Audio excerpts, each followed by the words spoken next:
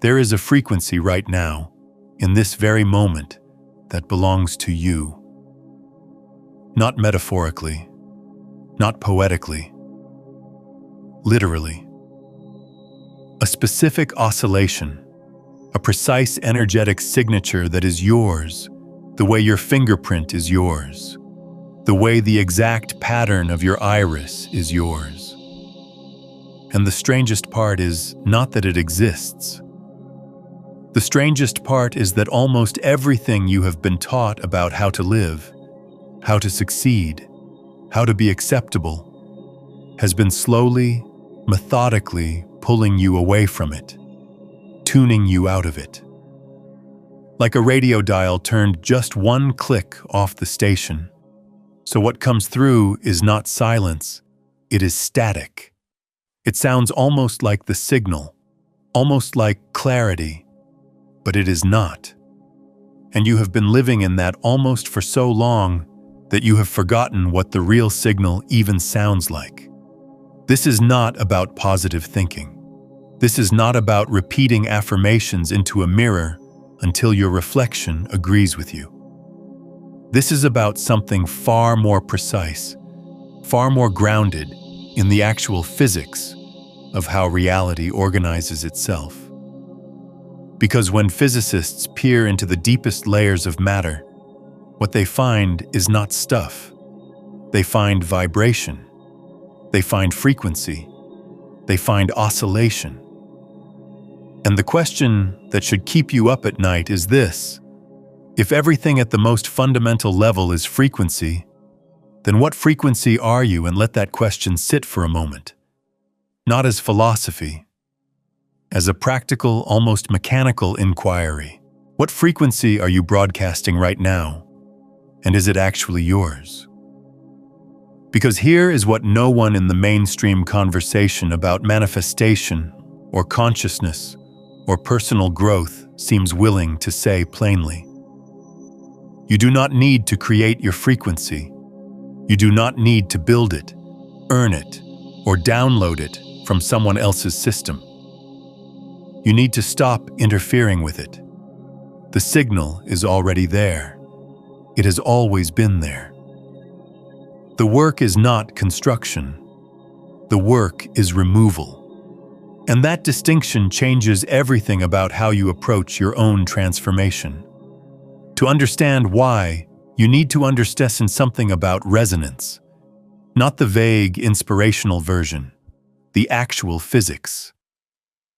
In 1665, a Dutch physicist named Christian Huygens noticed something peculiar. He had two pendulum clocks mounted on the same wooden beam.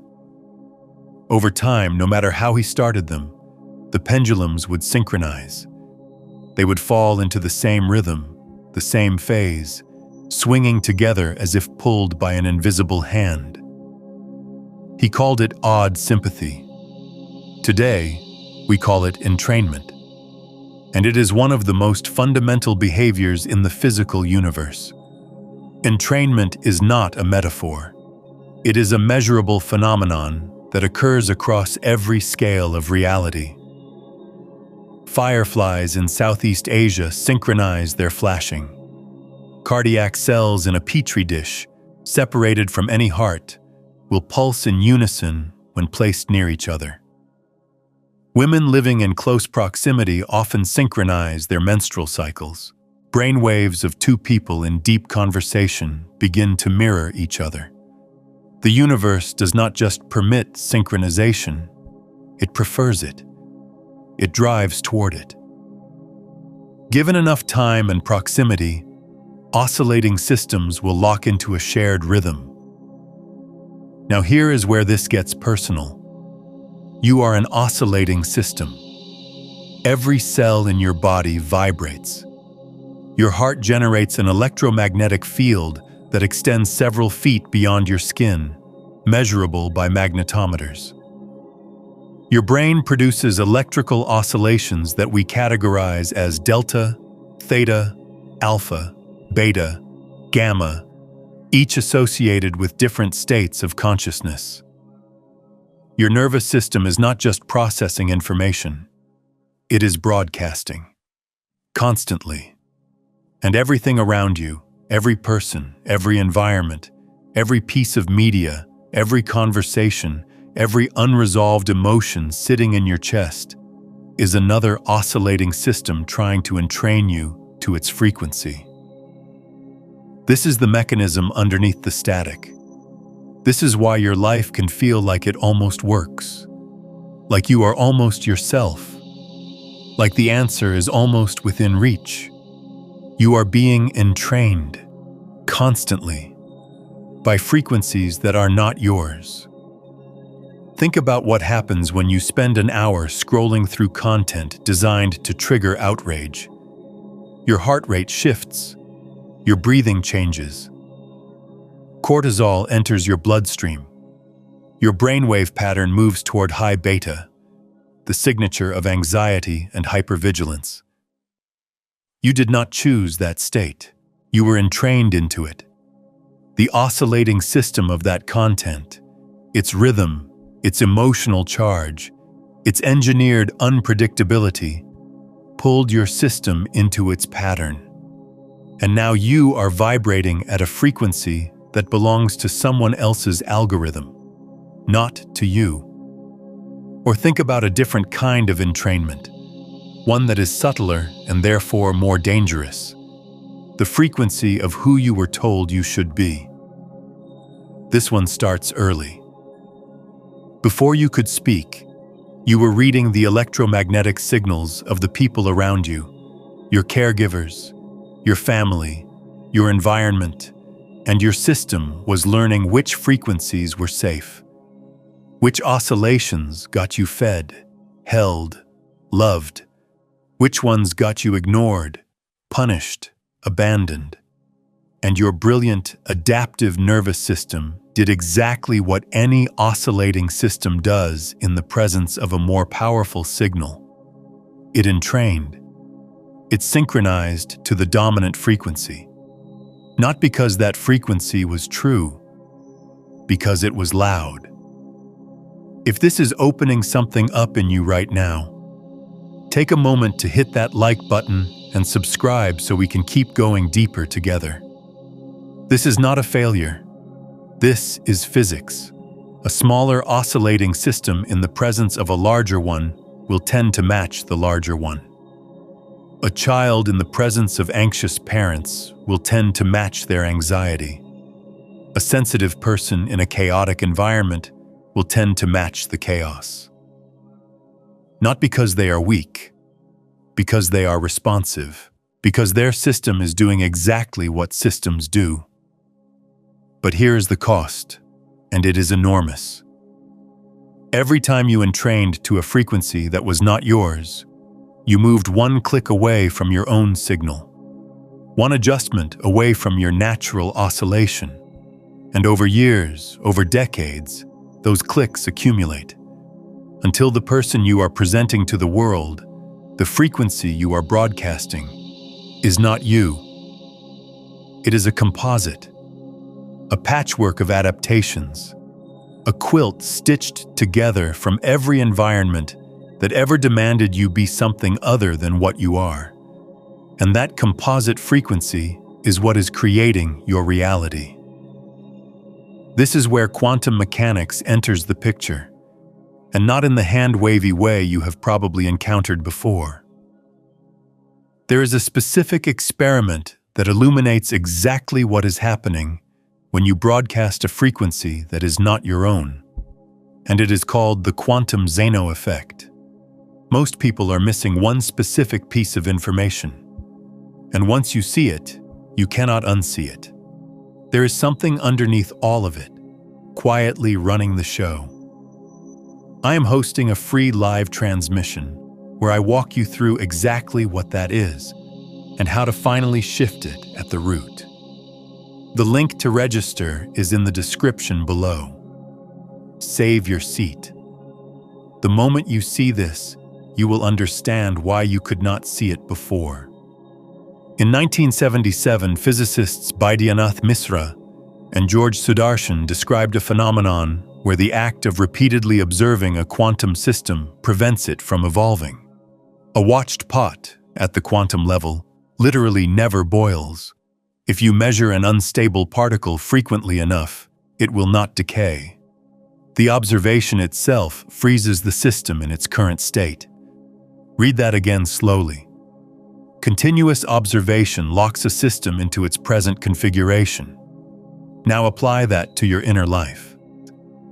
What are you continuously observing about yourself?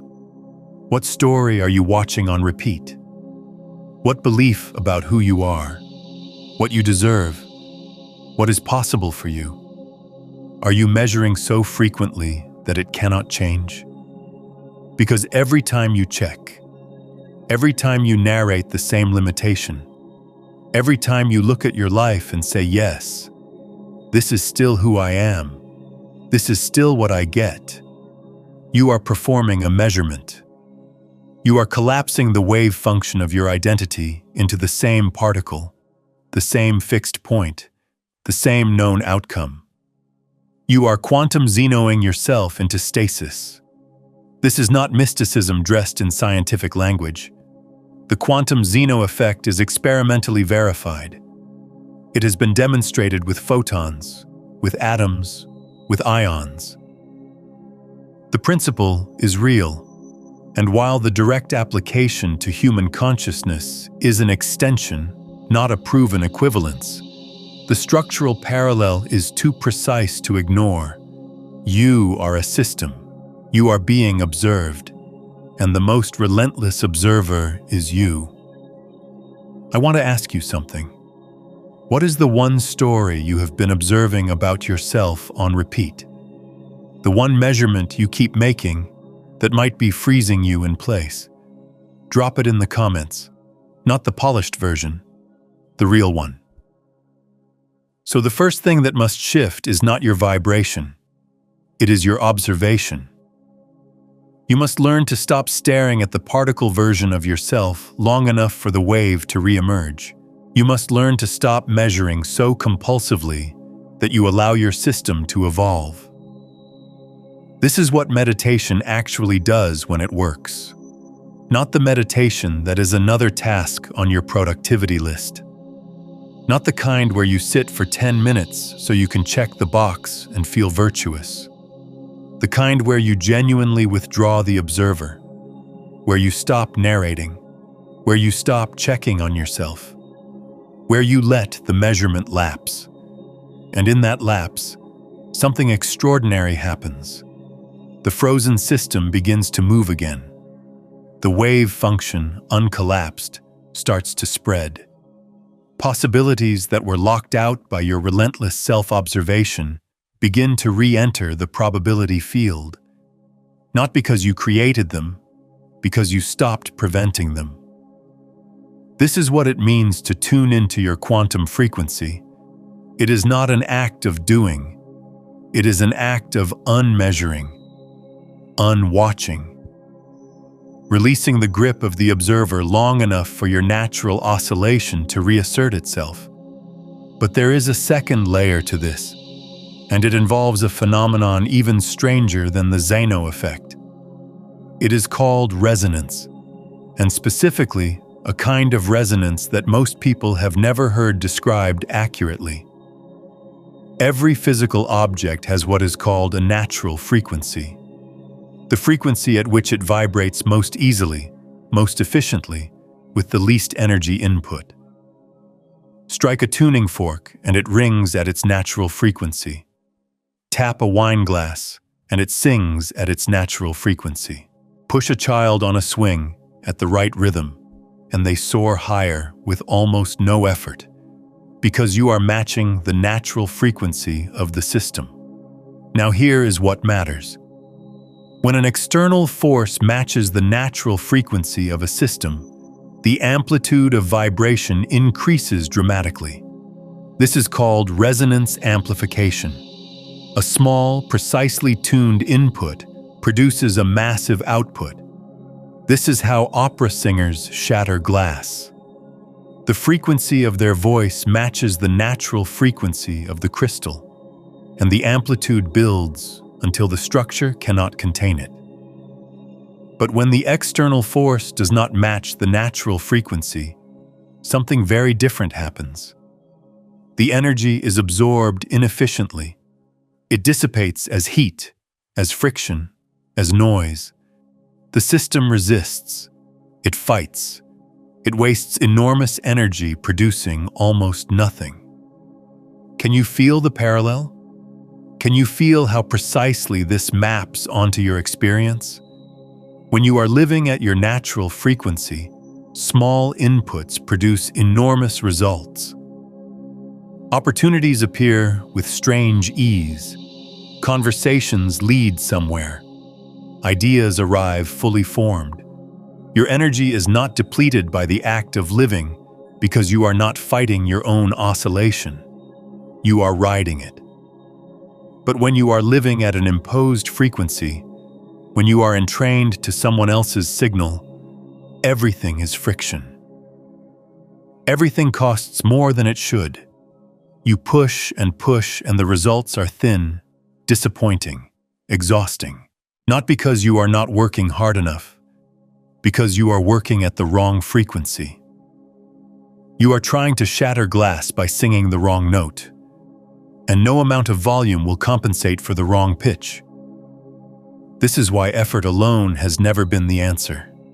This is why some people seem to move through life with an almost offensive ease while others grind themselves to dust for scraps. It is not luck. It is not privilege, though privilege certainly exists and matters. It is frequency alignment. The people who seem to flow are the people whose external actions match their internal natural frequency. And the people who struggle are the people whose external actions are tuned to a frequency that was installed by someone or something else. So the question is not, how do I work harder? The question is, what is my natural frequency, and what has been preventing me from vibrating there? And this is where most teachings on this subject fail you. They tell you to raise your vibration, as if frequency is a ladder and higher is always better. But that is not how frequency works. A cello is not inferior to a violin because it vibrates at a lower frequency. A bass drum is not less evolved than a cymbal. Each instrument has its own natural frequency, and when it plays at that frequency, it is perfect. It is itself. It contributes something to the symphony that nothing else can. Your natural frequency is not high or low on some spiritual hierarchy. It is yours. It is the specific oscillation that allows you to express what only you can express, contribute what only you can contribute, create what only you can create. And tuning into it is not about ascending. It is about arriving at the place you never actually left, but were trained to forget. Now let me show you something about how this forgetting works at the level of the nervous system, because this is where the abstract becomes visceral. Your autonomic nervous system has two primary modes. You know them as the sympathetic and parasympathetic branches, sometimes simplified as fight or flight and rest and digest. But there is a more nuanced framework, developed by Stephen Porges, called polyvagal theory, that reveals a third state. And this third state is where your natural frequency lives. Porges identified that the vagus nerve, the longest cranial nerve in your body, running from your brainstem to your gut, has two distinct branches. The dorsal vagal branch is ancient, shared with reptiles, and when it activates, it produces shutdown, collapse, numbness, dissociation, the freeze response. The sympathetic system, when activated, produces mobilization, anxiety, aggression, hypervigilance, the urge to fight or flee. But the ventral vagal branch, the most recently evolved portion, produces something entirely different. It produces what Porges calls social engagement, a state of calm alertness, of connection without threat, of openness without collapse.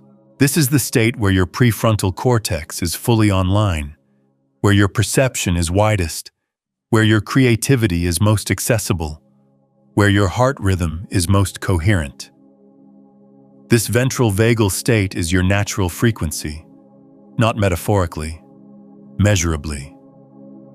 When your system is in ventral vagal activation, your heart rate variability increases, meaning your heart is not just beating, it is dancing, responding fluidly to each moment. Your brainwaves settle into alpha and low beta, the signatures of relaxed alertness. Your electromagnetic field, measurable by instruments developed at the HeartMath Institute, becomes coherent, meaning the wave patterns become smooth, ordered, sine wave-like, rather than jagged and chaotic. And here is the part that will rearrange your understanding. When your electromagnetic field is coherent, it does not just affect you. It affects the fields around you. Other people's nervous systems respond to your coherence. This has been measured. When one person achieves cardiac coherence, the heart rhythms of people nearby begin to synchronize. Entrainment again. But this time, you are the dominant signal. This time, instead of being pulled into someone else's frequency, your coherent field is pulling the environment into yours. This is what presence actually is, not a personality trait, not something some people have and others do not. Presence is cardiac coherence, broadcasting through your electromagnetic field and entraining the space around you. It is physics. It is measurable. And it is available to you the moment you return to your natural frequency.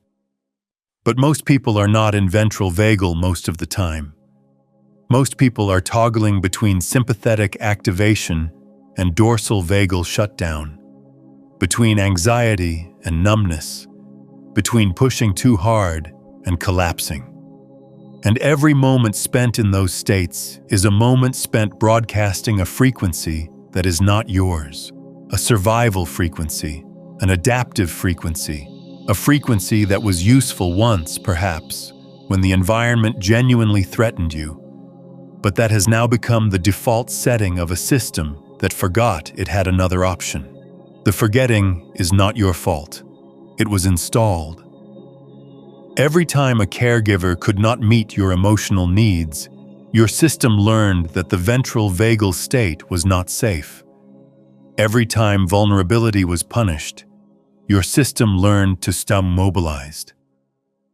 Every time you were overwhelmed beyond your capacity to process, your system learned to shut down.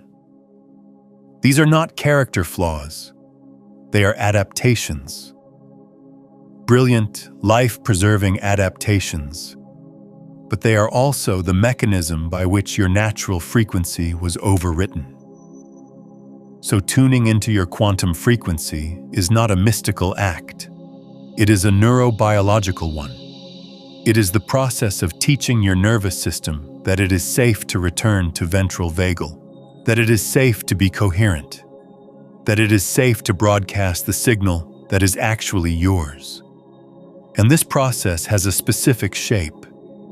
It is not instantaneous, despite what some teachings promise.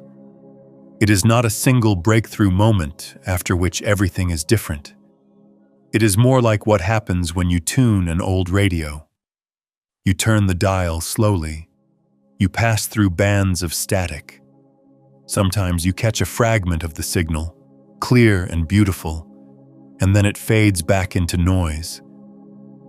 You keep turning. You learn the feel of the dial. You develop sensitivity to the difference between almost and there.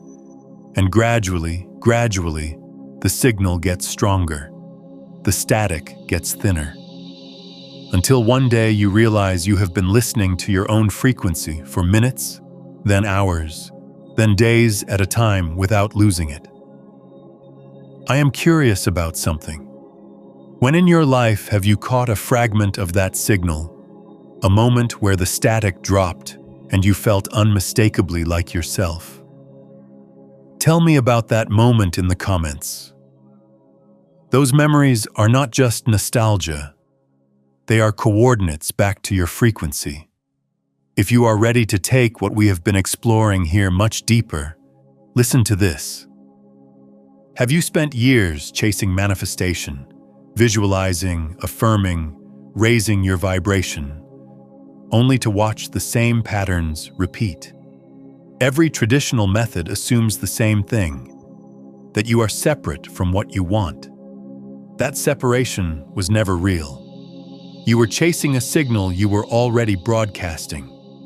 Beyond the frequencies, a quantum guide to consciousness mastery walks through all 9 frequencies, from the dense transmissions trapping you through the ascending currents to the master frequencies where consciousness becomes the field. Every method you tried sent a signal outward. This one tunes the signal you already are. Every day you delay, your nervous system broadcasts the same old signal, and breaking free gets harder. So move on it tonight. The link is in the pinned comment below. Now, let us return to the practice of finding that signal within you. Let me give you something concrete now, a way to begin this tuning that is specific to what we have been exploring. Find a position where your body is supported but not collapsed.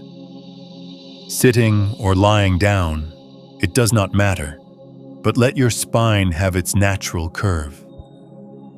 Do not force straightness. Let your body find the shape it wants when it is not performing. Now bring your attention to the center of your chest. Not your anatomical heart, slightly left of center, but the center of your chest, the sternum, the place where your ribs meet. In many traditions, this is called the heart center. In electromagnetic terms, this is the area where the heart's field is strongest, where the signal is most concentrated. Breathe into this area. Not a special breath, not a counted breath. Just let your inhale seem to expand this space and let your exhale soften it. Do this for a few cycles without trying to change anything. You are not fixing. You are listening. Now ask your system, not your mind, your system, a single question. What does my signal sound like when nothing is interfering with it? Do not try to answer this with words. Do not think about it. Let the question sit in the center of your chest like a tuning fork that has been struck, and notice what vibrates in response. You might feel warmth. You might feel a subtle pulsing. You might feel nothing at all, and that is fine, because the noticing itself is the beginning of the tuning. You are withdrawing the compulsive measurement. You are letting the quantum Zeno effect lapse. You are giving your system permission to show you something other than what you have been staring at. Stay with this for as long as it holds your attention naturally, not as a discipline, as a curiosity.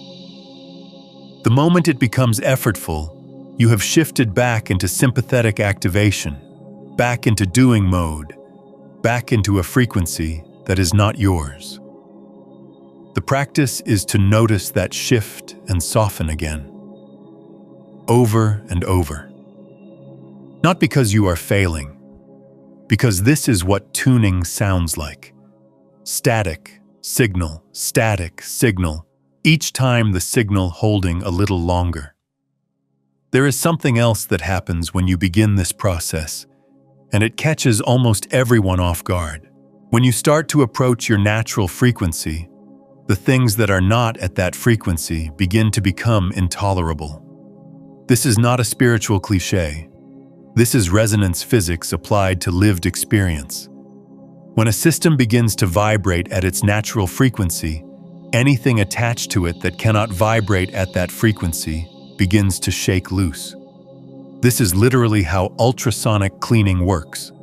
You vibrate an object at its resonant frequency, and the contaminants fall away because they cannot match the oscillation.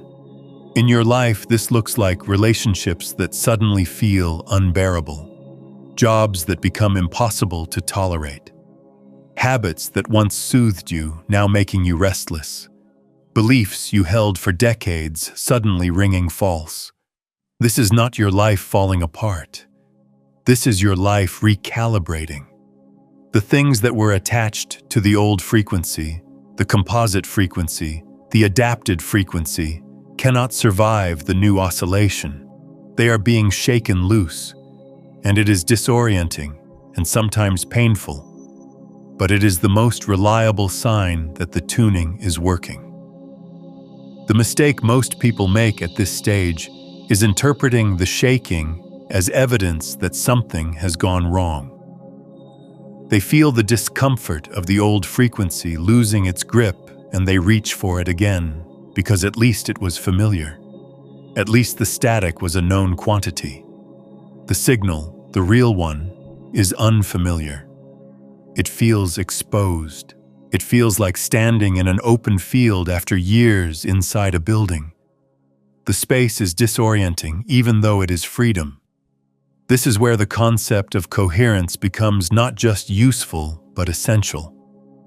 Coherence, in the technical sense used by researchers at the HeartMath Institute, refers to a state where the heart's rhythm, the brain's electrical activity, and the autonomic nervous system are all synchronized, all vibrating in harmony, all entrained to the same frequency. And that frequency, when the system is coherent, is the natural one.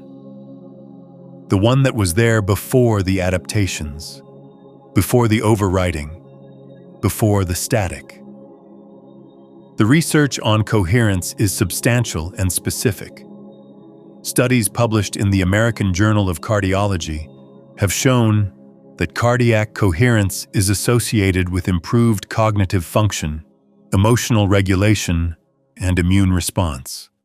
Research from the Global Coherence Initiative has demonstrated that large groups of people practicing cardiac coherence simultaneously produce measurable effects on the Earth's magnetic field.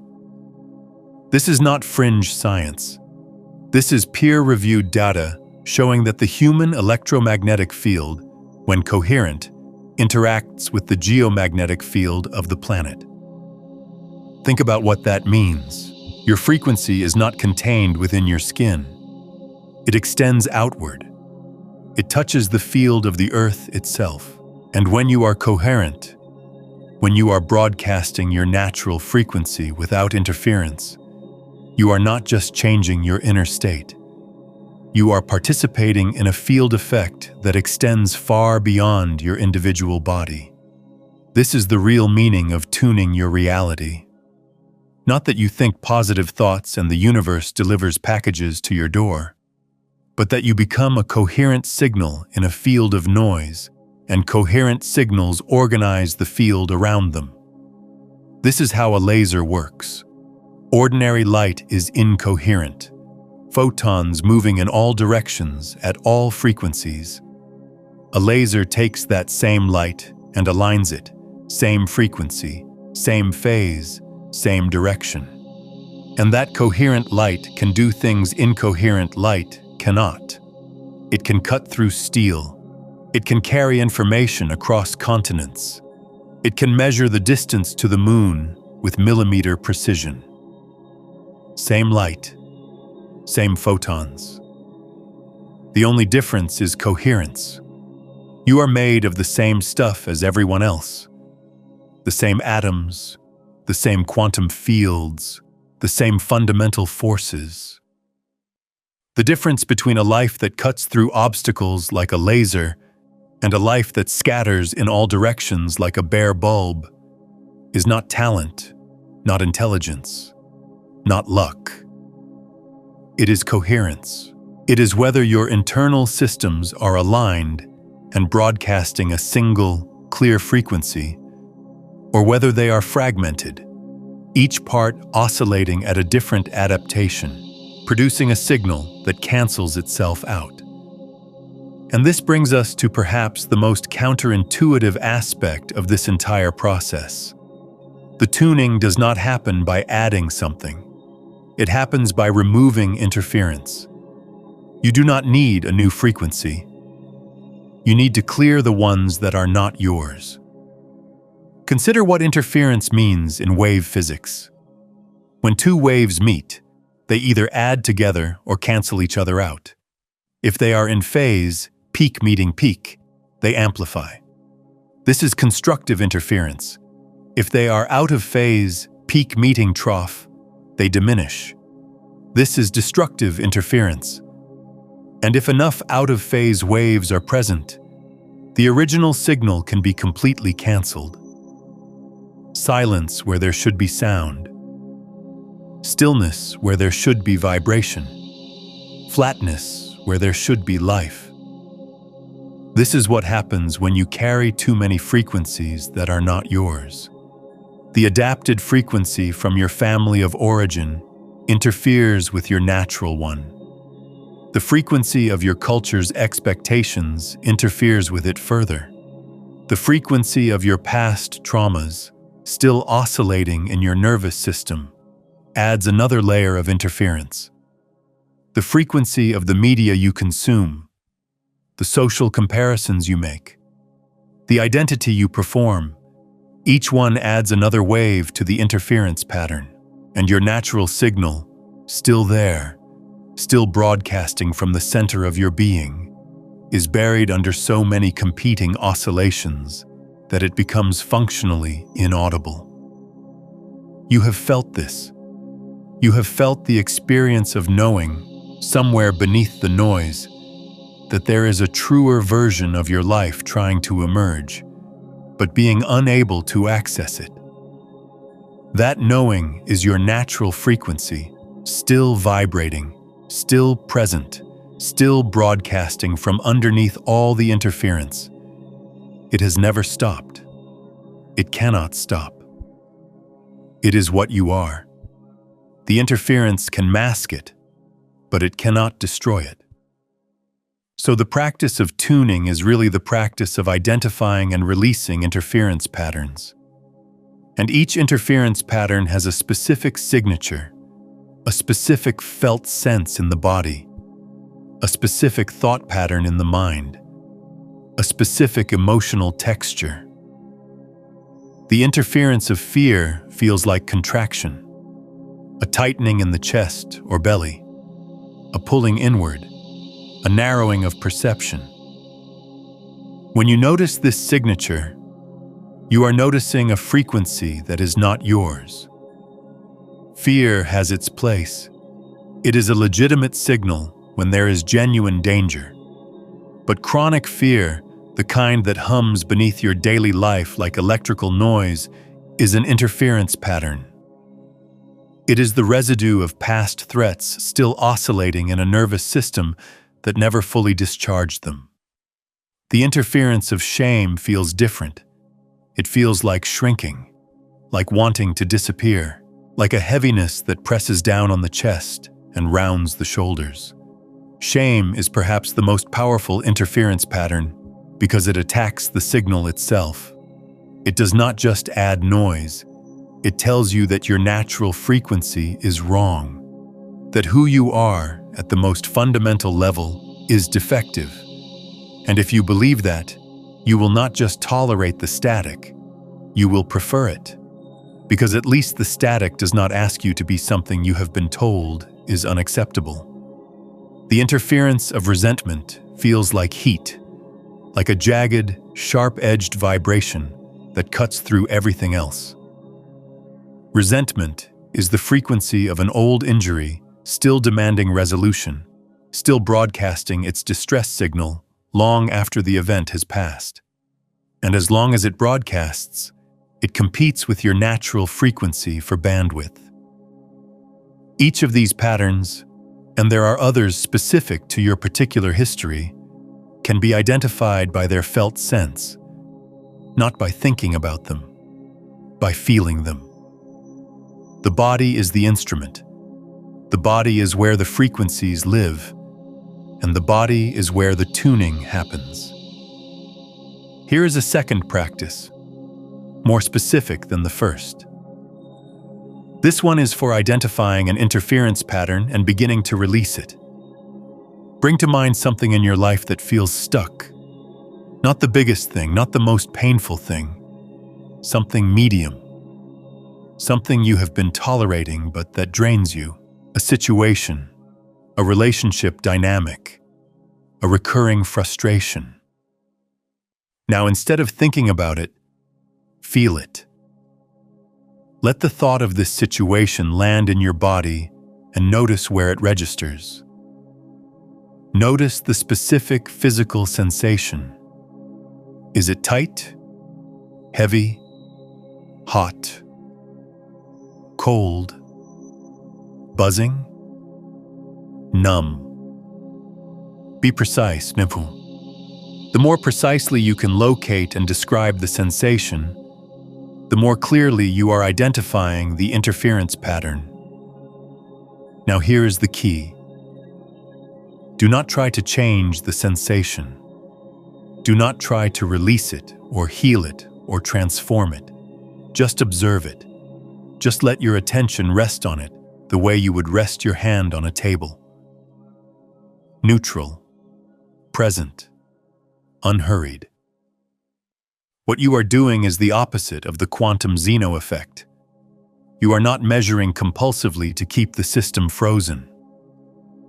You are observing with such spaciousness that the system is free to evolve. You are giving the interference pattern permission to complete itself. Because most interference patterns are not permanent installations. They are incomplete processes. They are waves that were interrupted before they could finish their cycle. An emotion that was too big to feel at the time, so it was frozen mid-wave. A response that was too dangerous to express, so it was locked in the body mid-motion. When you observe without agenda, you allow the wave to complete. The fear finishes its arc. The grief moves through.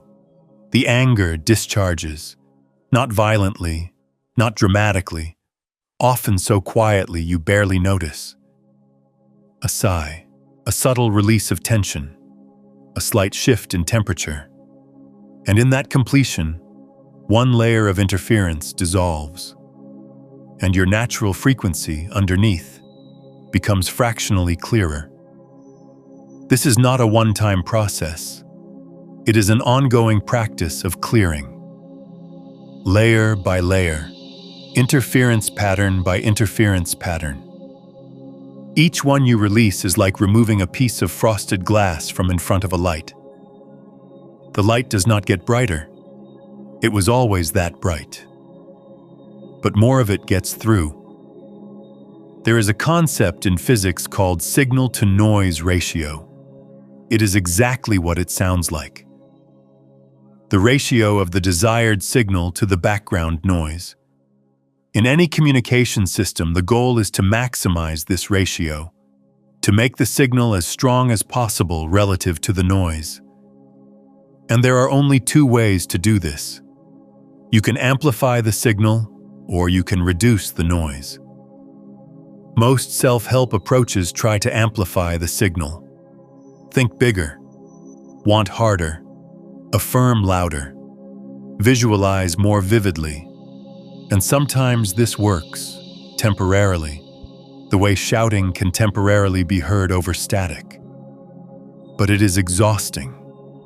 And the moment you stop shouting, the noise is still there, unchanged, waiting. The approach that actually shifts your reality is the other one. Reduce the noise, clear the interference. Let the signal that was always there become audible, not because you made it louder, but because you made everything else quieter.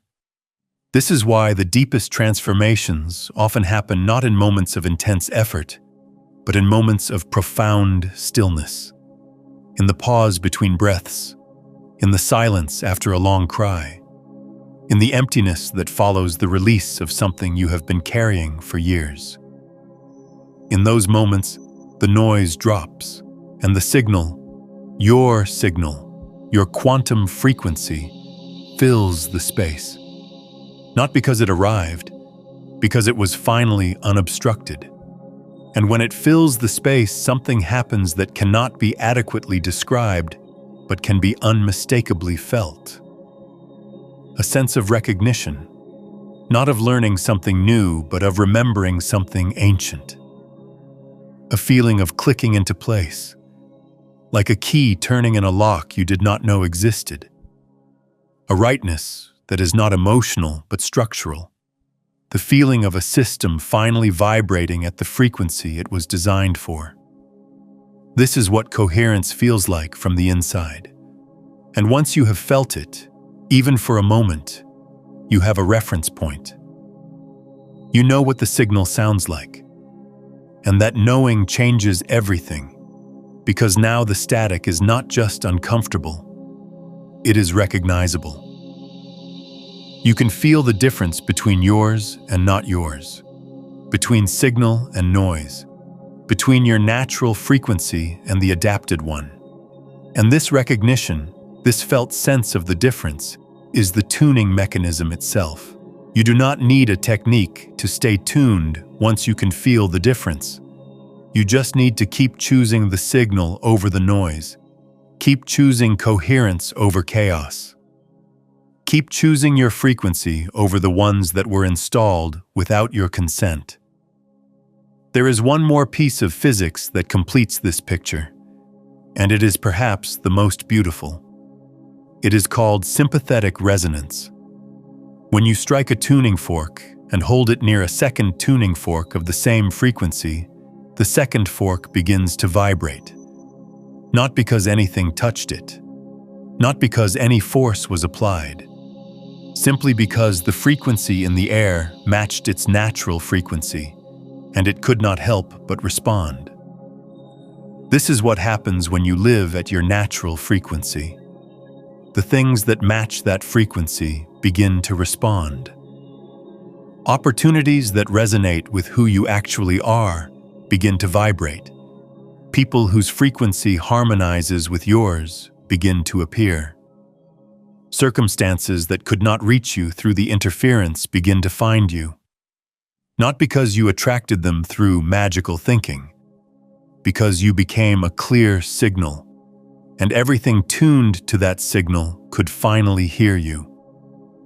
This is the mechanism underneath what people call synchronicity. It is not the universe reading your vision board. It is sympathetic resonance. You broadcast a clear frequency, and everything in the field that shares that frequency responds. The same way every tuning fork of the same pitch in a room full of tuning forks will begin to hum when one is struck, but only if the signal is clear, only if the interference is minimal, only if you are vibrating at your frequency, not the composite of everyone else's. Consider listening to this again tomorrow morning, before the noise of the day begins. Let it recalibrate your system before the world tries to entrain it. And if someone comes to mind while you are listening, someone who has been drowning in static and is ready to hear their own signal, send this to them. That act of sharing is not just generosity, it is sympathetic resonance in action. Your coherent signal reaching out and striking a matching tuning fork in someone else, amplifying both frequencies, creating a ripple of clarity that extends far beyond either of you. This is the only video you need, not because it contains a magic formula, but because it contains the only thing that actually matters. The understanding that your frequency already exists, that it has never stopped broadcasting, that every struggle, every exhaustion, every sense of almost but not quite in your life is the felt experience of interference between your natural signal and the ones that were layered on top of it. And that the path forward is not to build something new, but to clear what is in the way. The clearing is not instant. It is not painless. It asks you to feel things you have spent years avoiding. It asks you to let go of identities that feel like safety. It asks you to stand in the open field of your own frequency without the familiar walls of your adaptations. And that is terrifying, genuinely terrifying, because the adapted self, the composite frequency, is the only self you have known. Letting it dissolve feels like dying. And in a sense, it is. Something does die. The fiction dies. The performance dies. The static dies. But what is left is not nothing. What is left is the signal, your signal, the frequency that was playing before anyone told you who to be, the oscillation that is so fundamentally you that it cannot be destroyed, only obscured. And when it plays clearly, when it fills your body and your field and your life without interference, you will not need anyone to tell you that you have found it. You will know. The way a tuning fork knows its own pitch, the way water knows how to flow downhill, the way your heart knew how to beat before your brain knew how to think. You are not broken. You are not lost. You are not lacking the frequency you need. You are buried under frequencies you do not need.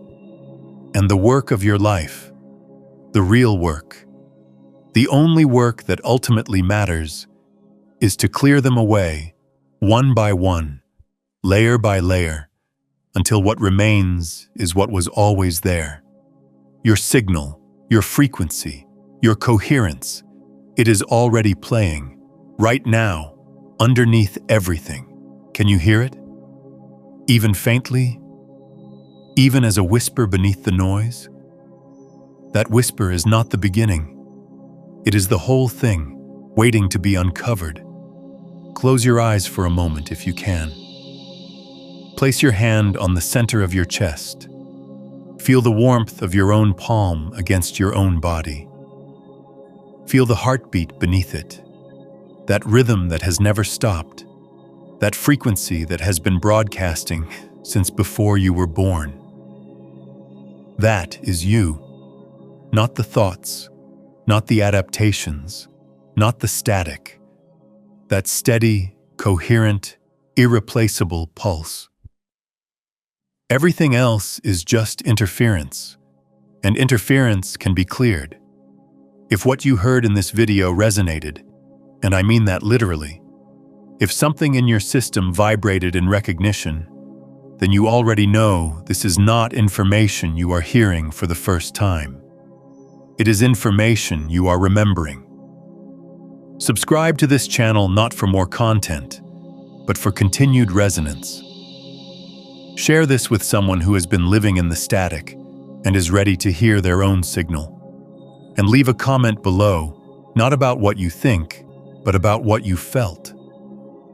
Where in your body did the signal get clearer, even for a moment? That specificity matters. It anchors the frequency. It makes the tuning real.